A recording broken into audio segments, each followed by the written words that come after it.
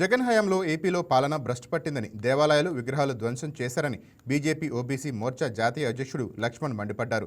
ప్రస్తుతం ఏపీలో double engine సర్కార్తో అభివృద్ధి పరుగులు పెడుతోందని లక్ష్మణ్ అన్నారు. మోడీ నాయకత్వంలో భారత్ అతిపెద్ద ఆర్థిక శక్తిగా ఎదుగుతుందన్నారు.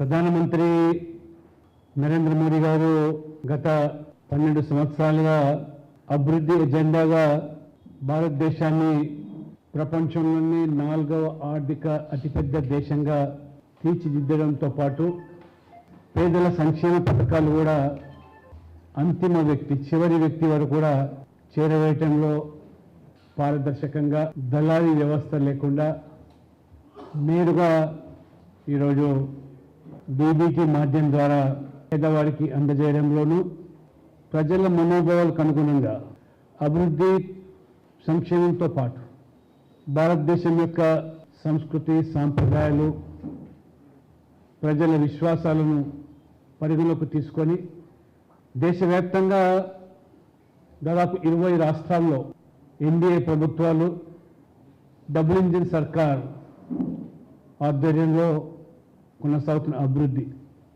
ప్రధానమంత్రి నరేంద్ర మోడీ గారి యొక్క సమర్థ నాయకత్వంలో ఆంధ్రప్రదేశ్లో చంద్రబాబు గారి యొక్క నేతృత్వంలో కూటమి ప్రభుత్వం ఏ రకంగా ఈరోజు అభివృద్ధికి పెద్దపీట వేస్తూ కేంద్ర ప్రభుత్వం యొక్క సహకారంతో పెద్ద ఎత్తున నిధులు సమకూర్చుతూ గతంలో జగన్మోహన్ రెడ్డి గారి యొక్క నాయకత్వంలో ఈ రాష్ట్రాన్ని 2019 నుంచి 24 వరకు పూర్తిగా భ్రష్టు పట్టించి అప్రతిష్ట పాలు చేసి ఏ రకంగా మరి ప్రజల మనోభావాలు గాయపరిచే విధంగా పవిత్రమైనటువంటి ఆలయాలు 200 పైగా ధ్వంసం కావింపబడడం, 3 రథాలు కూడా, పవిత్రమైనటువంటి రథాలు కూడా దగ్ధం కావడము, లక్షల సంఖ్యలో మత మార్పిడులు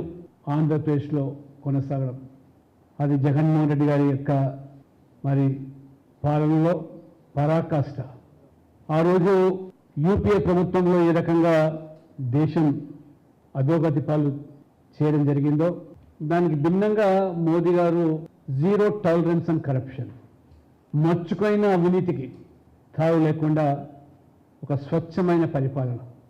యూపీఏ హయాంలో పతాక శీర్షికల్లో రోజువారీగా ఎక్కడ చూసిన అవినీతి, కుంభకోణాలు, ఇతర దేశాల్లో ఉండేటువంటి మన ఇండియన్ డయాస్పోరా తలెత్తుకోలేని పరిస్థితుల్లో యూపీఏ హయాంలో పాలన కొనసాగితే స్వయంగా ఆ రోజు ప్రధానమంత్రి హోదాలో Rajiv Gandhi. Please subscribe to YK TV Network. Please subscribe to YK TV. Please watch YK News. Don't forget to subscribe YK News channel.